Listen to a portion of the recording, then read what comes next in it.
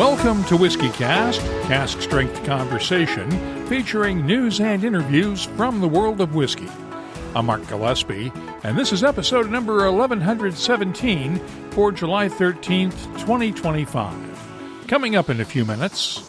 This is a book that's very useful for somebody who's whiskey curious to start really dipping their toes in the water and starting to be able to jump in. Is it full-out geekery? It flirts with all-out geekery, but I wouldn't say it's all-out geekery at the level of what it can get, as we know. Felipe Schrieberg's new book, The World of Whisky, has just been published in the U.S. and will be released in Europe and the rest of the world later this month. He spent a year working on the book, which covers everything from the history of whiskey to some of the new distilleries on the horizon. He's also a contributor to Forbes.com and is getting ready to perform at next month's Edinburgh Fringe Festival. My conversation with Felipe Schrieberg is coming up in a few minutes on WhiskyCast In-Depth, along with the What I'm Tasting This Week department, Behind the Label, and much more. The news is next on this week's WhiskyCast. Hello, Gabriel Cardarella for Jewers. The 2025 release of our Jewers 19-Year-Old Champions Edition is a masterpiece, crafted for those who appreciate the finer things, whether on the course or in a glass. More on that in a moment. Crafted with time, shaped by nature, perfected by generations. From Yamazaki to Hibiki to Hakushu, every drop of House of Suntory whiskey is a reflection of where it comes from. House of Suntory, this is Japanese whiskey. Enjoy responsibly. Suntory Whiskey Single Malt and Blended Japanese Whiskey. 43% alcohol by volume. Copyright 2025 Suntory Global Spirits Import Company, Chicago, Illinois. Let's get started with the week's news. It's brought to you by the Dalmore. Irish whiskey and other European imports into the U.S. will be hit with a 30% import tariff starting August 1st. U.S. President Donald Trump announced the new tariff targeting the European Union this week, along with a 35% tariff on Canadian imports. That won't apply to Canadian whiskey, which is protected from tariffs under the U.S.-Mexico-Canada Free Trade Deal. U.S. whiskeys could be the subject of retaliatory tariffs from the Europeans and Brazil, which was hit with a 50% tariff on its exports to the U.S. Brazil is the leading market in South America for U.S. whiskey exports. 2 Texas distilleries are helping to raise money for flood relief efforts in the state. Garrison Brothers put its Guadalupe cask-strength bourbon on sale Saturday at the distillery and is donating $50 from the sale of each bottle to flood relief funds, along with matching the first $10,000 in donations at the release party. Meanwhile, Milam & Green is donating 15% of its online sales nationwide through July 15th to the Kerr County Flood Relief Fund, along with partnering with Specs Wines, Spirits, and Foods in Texas to donate up to $20 per bottle sold to Texas Pets Alive, which is working to reunite lost pets with their owners in the region. Longtime Highland Park whiskey maker Gordon Motion is retiring this month. He's been at the distillery since 1998 and succeeded Max McFarlane as master whiskey maker in 2008. He's being succeeded by Mark Watson, who was formerly the master blender for the famous Grouse and Naked Malt whiskeys when they were part of the Edrington portfolio. Mark has spent the last 6 months working alongside Gordon to learn the whiskey stocks and Highland Park flavor profiles. Congratulations to Gordon Motion on a long and successful career. Back in 1996, a group of bourbon experts and Buffalo Trace distillers met at the distillery. Their goal was to unpack the way whiskey was made when they started their careers. The so-called Distillers Council started looking at the way that Colonel E.H. Taylor made his whiskey back in the day, and the result of their work is available now in the Colonel E.H. Taylor Distillers Council Bourbon. It's a 100-proof bourbon that comes in a 1950s-era Old Taylor-style decanter and will sell for around $1,500 a bottle. Other new whiskeys of note this week. Booker's Bourbon is out with its second batch of the year. The By the Pond batch celebrates the fishing pond Booker had built in his backyard in Bardstown. And when I say had built, that means Fred Noe and his friends dug the pond out by hand. The whiskey is 7 years old and will sell for around $100 a bottle. I received a sample this week, and I'll have my tasting notes for it later on. I also received a sample of Bardstown Bourbon Company's latest Distillery Series release. Hokkaido is a blend of straight bourbons, rye, and Tennessee whiskey, finished in Mizunara oak barrels from Japan. It's available at the Distillery's gift shop in Bardstown and their Louisville tasting room for $100 a bottle. I'll have my tasting notes for it in a few minutes. Tennessee's Uncle Nearest Distillery is making its annual Master Blend release available nationwide for the first time. Until now, it's only been available at the distillery in Shelbyville, Tennessee. The whiskey will be available in 32 states for around $150 a bottle, with some bottles out there having been signed by Master Blender Victoria E.D. Butler. San Francisco's Old Potrero has unveiled a new rye whiskey finished in Imperial Stout beer casks from Bay Area brewer Almanac Beer. It's the first collaboration between Old Potrero and a brewery, and the 6-year-old whiskey is available through the Old Potrero website for $80 a bottle. Independent bottler The Perfect Fifth is out with 2 new whiskeys, including a 50-year-old single grain from the long-closed North of Scotland distillery. The second release, Canongate, has an unusual history. It's an American whiskey that was matured for 3 years in Kentucky before being sent over to Scotland for an additional 9 years of maturation. It carries a recommended retail price of $185 a bottle, while the North of Scotland single grain has a recommended retail price of $915 a bottle. Kentucky's Castle and Key has released its oldest whiskey yet, a 6-year-old bourbon made with the same mash bill as their 4-year-old bourbon. It's bottled at 50% ABV and will sell for around $40 a bottle online and at the distillery. And Kentucky Peerless Distilling is out with the second batch of its toasted rye whiskey. The first batch was released 6 months ago and sold out almost immediately. The second batch will be available nationwide in the U.S. for around $110 a bottle.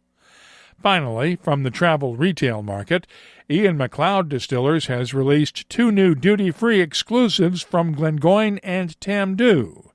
The Glengoyne 12-year-old First Fill Edition replaces the existing 10-year-old release in the distillery's Spirit of Time collection. It'll sell for $93 a bottle.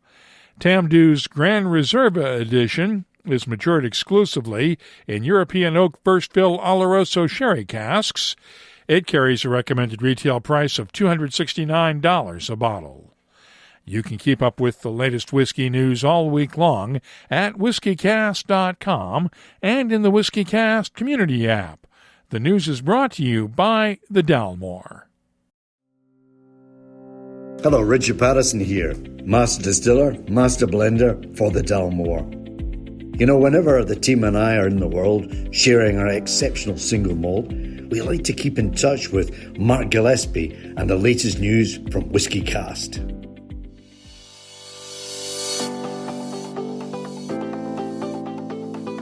Let's check the calendar and see what's happening around the world of whiskey. Belfast Whiskey Week kicks off this Friday and runs through the 26th around Belfast, Northern Ireland. The Top Shelf Whiskey Festival is July 25th in Canberra, Australia, followed the next day by the Whiskey Show Canberra. That Saturday also brings us Peat or No Peat, a whiskey experience at the Castle in Rochester, Minnesota. And a few tickets are still available for the Whiskey Exchange's Compass Box Blending Experience at its London Bridge shop on July 31st. If you're organizing a whiskey event, let us know about it. We'll add it to the calendars at WhiskyCast.com and in the WhiskyCast community app. Japanese whiskey began with Shinjiro Tori's vision to reflect the true nature and spirit of Japan. The House of Suntory was founded on these principles, guided by generations of craftsmanship that have transformed time, nature, and precision into something greater than the sum of its parts. Pure waters from the mountains of Hakushu, Mizunara oak shaped by decades of patience, a blending philosophy rooted in harmony. These aren't just techniques, they're a way of thinking, a quiet pursuit of balance and depth. From Yamazaki to Hakushu to Hibiki, every whiskey is a reflection of where it comes from and the hands that shape it. House of Suntory, the founding house of Japanese whiskey. Enjoy responsibly. Suntory Whiskey Single Malt and Blended Japanese Whiskey. 43% alcohol by volume. Copyright 2025 Suntory Global Spirits Import Company, Chicago, Illinois. There's a whole world of whiskey waiting out there to be discovered, and Felipe Schrieberg has given us a roadmap in his new book, The World of Whisky. It's an extensive look at whiskey, covering everything from the early days of Uskaba to today's state-of-the-art distilleries in places like India, Taiwan, and Denmark. Felipe is also a contributor to Forbes.com, and we talked this week on a Zoom call. Now, this was your first book, right? This is my third book, but my first whiskey book. So Okay. I'm proud of this one, and it's nice to be able to work on something that is near and dear to my heart. The other books were good fun, but they were essentially very cool commissions from my publisher, covering a lot of stuff around cocktails. And the reason I took those on is because I didn't have to come up with the cocktails. I could source them from people far better at them than I am. But with the whiskey book, it was a chance to really explore what's happening and talk to a lot of really cool people about how they do what they do. Such as? Man, it was really, I talked to the people from Stawning before, for example, but really to get in touch with them to find out about how they developed, how they do what they do, why they do it the way they do it. That sort of, I really love it when I come across producers that very much have been able to find ways of developing their philosophy in ways that keeps their integrity. I think Stawning did a pretty good job of that. Kiro, or as you pronounce it properly, like Kiddo, if I'm getting that correctly. They're also fascinating in terms of how they've connected a lot with both the local area that they're in and also just using Finnish varietals of rye. That's also fascinating. The fact that they're the only, this is a funny story when I talk to them, they're the only distillery, as far as I'm aware, that provides essentially bacteria from their pot ale and spent lease, as I recall, that goes into the local sewage system and helps the local sewage system and water treatment plant. So that's, when you hear stories like that, it's great, right? And then, of course, you get to include some of the heavy hitters because The usual suspects. Yeah, you got to include some usual suspects in there. And, so when I was when I wrote about Johnny Walker and Oban, for example, I got to talk to the blending team at Diageo, and that's a team that knows what it's doing, right? Oh, so yeah. You get to chat with them as well. So really, and what's cool is the ability to also see the different scales at which people operate when you're really doing is taking three ingredients and wanging them together through one specific process. And yet, by talking to all these producers, you see just how deep that can go. And this book is an exploration of that in a fun way. And it's been fun for me as well. What did you learn? I would say primarily that there's infinite depth, if you were to put it that way. I've learned specific details about different places. So, for example, when I was digging into West Cork, I didn't know that West Cork, that they made all their own equipment, that they literally made it themselves. Didn't know about the rocket, right? That crazy still they had that they designed and built themselves that runs a distillation in 10 minutes. So when you're doing that kind of research, that's really cool. So you find out lots of details like that, right? Like production details about the people, you find out the stories. And I think that's primarily what I've learned, just more about specific stories and how things are done. And then you see certain themes come up. So one of the things that I did want to specifically manage to do, and it was cool to be able to do it, is talk to distilleries that were pioneers in their countries. So I talked to 3 societies in South Korea and the unique challenges they face because they're the first single malt distillery in South Korea, or Milk and Honey and the challenges they face around climate and how they really forced through kind of their dream to start making whiskey. And there's a few Stawning also a good example. Kiddo less so because you had another Finnish distillery in there, but I think they're the first really making rye in a serious way. So it was really fascinating to come across projects like that and talk to them about it too. So I guess I'm rambling, but you learn about stories, and then you start to pick out really interesting themes that emerge here and there. And those themes come out because of how the people behind those distilleries envisioned their whiskey dream.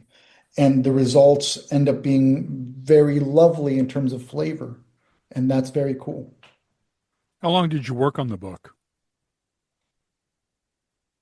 I had a period, I'd say, of about 6 months lazily preparing for it. And then another 6 months all in, nonstop, bash it out, do the interviews, follow-ups. There's a whole big section around kind of an introductory section covering history and a bit of chemistry and just kind of production. The idea is that this is a book that's very useful for somebody who's whiskey curious to start really dipping their toes in the water and starting to be able to jump in. Is it full out geekery? It flirts with all out geekery, but I wouldn't say it's all out geekery at the level of what it can get, as we know. But nor is it quite Whiskey 101 either. So, but yeah, I would say about a year is what I would put there. Year of full-time work, not quite, but about a year it took me. In between writing everything else that you write for Forbes and other publications? I was not writing at all for any other publications while I was writing this book. So I consciously gave up all writing projects during this time. But I did keep up all the other stuff I do around events and music. And then we've got the bottling project. So that's also kept my interest. So I kept that side up. But on the writing front, I did actually give up all other writing projects to work on the book, concentrate on the book. And I was also, I guess I was getting a little bit tired of doing article work, actually. And this is a chance to do something meatier on a larger scale. So I wanted to really drill down on that, which was cool. But interestingly, now that I've finished the book and I've published it, I've started writing again articles. And I'm back writing articles again. So that's been, it's interesting how it just kind of balances out in the end, you know. One of the articles you wrote recently was on Maison Linetti, the French distillery that is going under slowly. Tell me about it.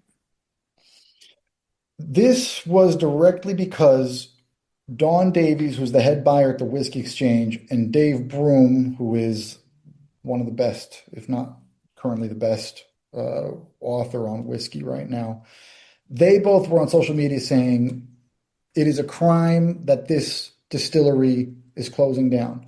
Now, Maison Linetti are not the first, nor will they be the last to face the pressures that we're starting to see from this downturn that is starting to take place, as you know, and as many of your listeners probably are aware.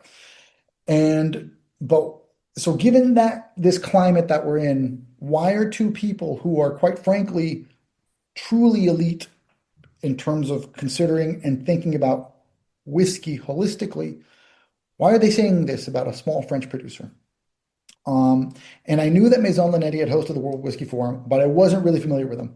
I knew that there was a thing with I knew the hook, which is like wine techniques applied to whiskey. I hadn't looked into it. I didn't know about there were a couple articles written about them. I hadn't looked at them. And it was just simply, but why are these two amazing people really like going nuts about this particular distillery? So I had to find out more. And from there you find out, oh, wait, no, what's happening here is that we're seeing a literal diamond that is going to be buried forever. Because of the way so when you've got Dawn and Dave telling me this is some of the best spirit they've ever tried, when you've got them saying that the science involved outstrips any other scientific research that they know about in whiskey, and they describe some of that to me. And when you've got them saying that in terms of innovation and philosophy to production, no one else has been so thorough, systematic, holistic, and based it on such hard science as these guys, well, I should write about it. And that's a story. And Yeah. and these guys, as Don and Dave very much are looking to do, these guys deserve to be able to put out their whiskey, especially when you've got a state-of-the-art facility like that. And it wasn't even like it's not even like they were projected to, it's not like it's a distillery business that's really being run badly. It's that literally the shareholder that funded it is just deciding we've got to focus on our wine business. We've got to drop any stuff that we don't really know about. And at the time when they had begun the project, the shareholder was happy to take a punt. But now with the wine crisis, that essentially has been really tough for Maison Linetti, or Linetti, I think as you pronounce it. And one hopes that somebody will come in to save it, because it does sound like we will lose a very cool thing that hasn't gotten a chance to really shine yet. But for me, in covering it, it came down to Dave and Don being willing to go to bat for them, which I found very interesting. Yeah, when Dave and Don step forward and say this needs to be saved, then they know what they're talking about. Yeah, yeah. So, but how about you? So you've covered it as well, or you're curious too? I'm curious too. I'm as curious as you are about it. I haven't really covered it as much, which is why I'm asking you about it. Yeah, yeah. But It's the application of the wine techniques and doing so in such a way. So what all I've done, so now that, I talked to Don, it was, I've never tried this stuff. I've never yeah, tried any of the spirits. I've never tried any experiments. And when Don talks about it, it's like, well, I really want to try this. And that's what drives Don nuts, is that people aren't going to get to try this because she has tried it. And she's a wine expert. And she's saying everything that I've been told theoretically about production in terms of why they're doing what they do from wine production and applying it to whiskey, she's saying, I am tasting it. I am tasting it. So, wow, that's a very cool thing to be able to experience, So, yeah. It's a sad story, unfortunately. And we're going to be hearing more sad stories, I suspect, as well. It's just that this is one of the most tragic ones in a way. yeah, I suspect we are going to be hearing a lot of sad stories about distilleries closing up shop. Yeah. What are you working on now? The Fringe. So I'm going to launch the book. So the book came out in the US already, but it launches rest of world at the end of July. So I'll do a couple launch events in the UK for that. And then I'm going to be going right into the Edinburgh Fringe Festival. So I'm very much about, aside from the writing hat that I wear, I'm very interested in combining music and whiskey in as many weird and wonderful ways as possible. That's the tagline I like to use. So we've got a theater show that we've been performing for a while now. And so that's what we're working on now and preparing for this year's run. So last year we sold all our tickets. So we had about 3,000 tickets sold. So we've upgraded theaters. So we've gone into a larger theater for this run. And just a lot of moving pieces to have ready. And then on top of that, I'm going to be doing a few extra gigs with other bands I've got while I'm at the Edinburgh Fringe, because I've been at the Fringe now this will be year number 14 for me, I think, every August, whole month. So this year I'm going to be performing. Right now I'm booked in for 39 gigs across 20 days, which is slow for me. So that's slow. I've done more than that. Plenty past years. This is me going easy. But this time I'm bringing my 3-year-old toddler / child over. So I think when you've got family involved as well there at the Fringe, I've had to slow down a little bit over the years. But yeah, so prepping for that, and that's the next big thing. And then we launched a rye whiskey with our combination, what we like to call our combination record label, independent bottler, Rhythm and Booze Records. And so we just launched a rye whiskey from Fielden, formerly the Oxford Artisan Distillery. And what we do is we combine original music with our spirits. So each of our bottles has a QR code that when you scan it, that takes you to a private link exclusive to the bottle with music exclusive to that bottle, not available anywhere online. This is our way of raising up 2 middle fingers at Spotify and related exploitative streaming services. And the idea is the spirits go with the music goes with the spirits. They're a holistic package. And so with the rye, we've got this punchy, lovely caramel herbal rye, and we've paired it with kind of a Bristol garage punk rhythm and blues type outfit. And it's the first time it's music that doesn't feature us. So we used ourselves as guinea pigs for the first couple of releases, but now we're proper cigar chomping executives and have hired on another band to be a part of our growing empire. See, so that's another thing that we do at the moment. Yes. Felipe Schrieberg is the author of The World of Whisky, and you'll find a link to order the book in the show notes for this episode at WhiskyCast.com. Thanks to Felipe for joining us on this week's WhiskyCast In-Depth. Let's start off the What I'm Tasting This Week department with the Bardstown Bourbon Company's Hokkaido Mizunara Cask Finish American Whiskey. It's bottled at 54.65% ABV, and the nose has touches of clover honey, pine needles, caramel, toasted oak, and subtle spices. The taste is spicy with black pepper and allspice notes, balanced by a hint of pine sap, caramel, honey, and toasted oak. The finish, long and dry.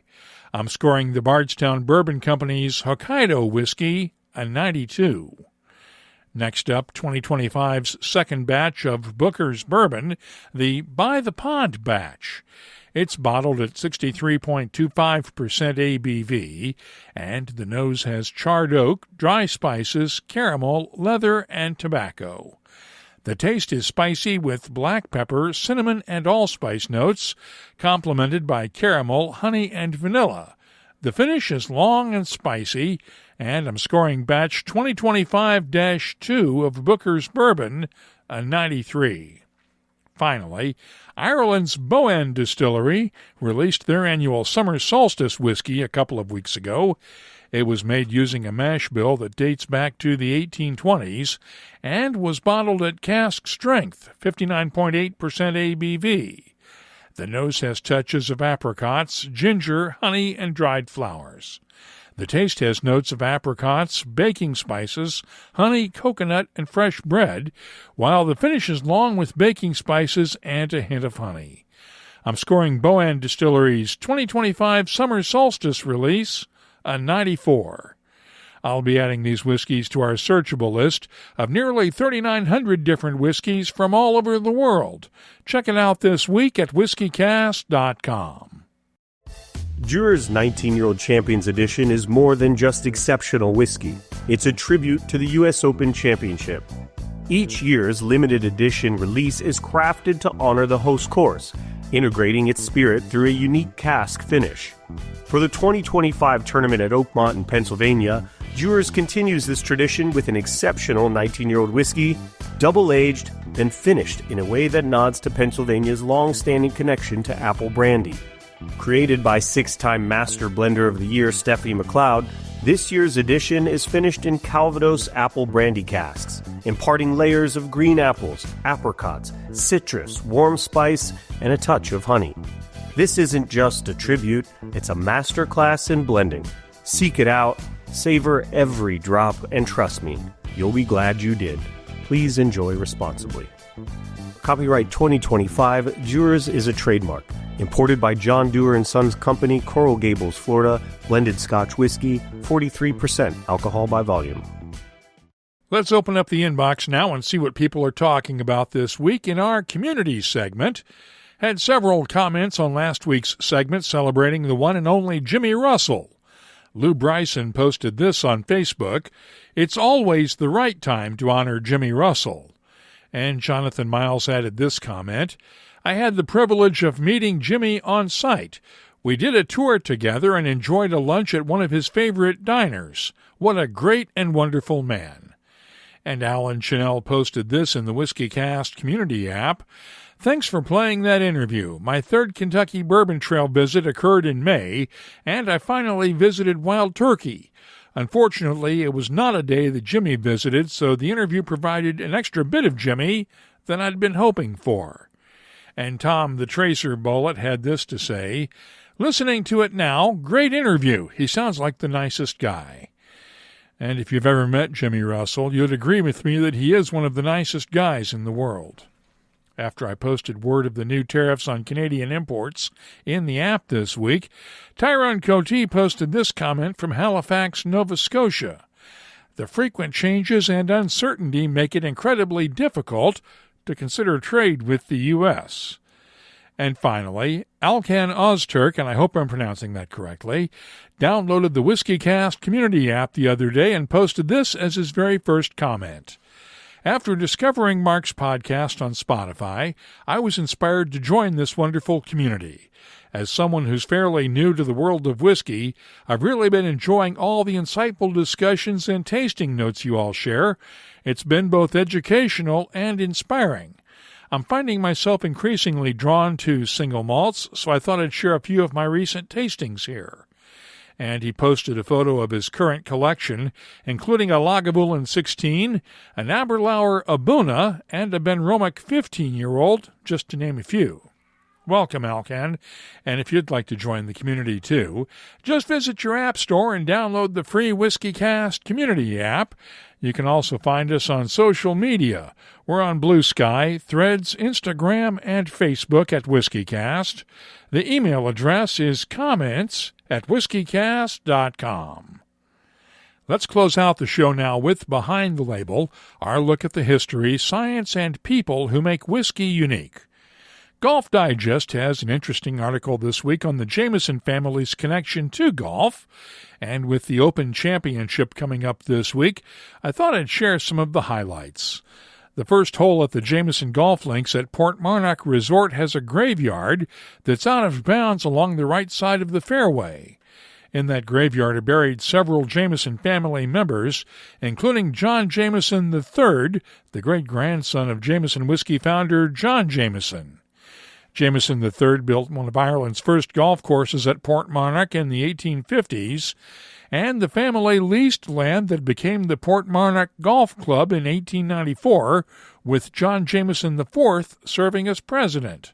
There's talk that Port Marnock will be added to the rotating list of golf clubs that host the Open Championship, and should that happen, no doubt more than a few glasses of Jameson will be raised to celebrate. We have a link to the article in the show notes for this episode at whiskycast.com. And if there's something you'd like us to look at on an upcoming episode, just get in touch with us.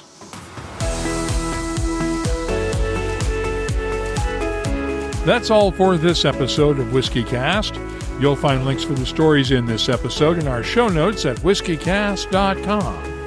That's also where you'll find the latest whiskey news, my tasting notes, the calendar of events, the whiskey photo of the week, and, of course, a complete archive of past episodes that goes all the way back to 2005. Get in touch with us, download the free WhiskyCast community app from your app store, or find us on social media.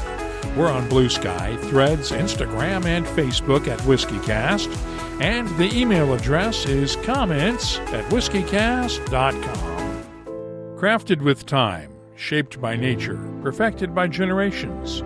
From Yamazaki to Hibiki to Hakushu, every drop of House of Suntory whiskey is a reflection of where it comes from. House of Suntory, this is Japanese whiskey. Enjoy responsibly. Suntory Whiskey Single Malt and Blended Japanese Whiskey. 43% alcohol by volume. Copyright 2025 Suntory Global Spirits Import Company, Chicago, Illinois. Discover the 2025 limited release of Dewar's 19-Year-Old Champions Edition, finished in Calvados apple brandy casks, a perfect fusion of craftsmanship and tradition. Here's to great whiskey and the game that inspires it. WhiskyCast is a production of Cask Strength Media, copyright 2025, and comes to you from the charming, yet regrettably dry town of Haddonfield, New Jersey. I'm Mark Gillespie, reminding you that when you drink, please drink responsibly. Thanks for listening.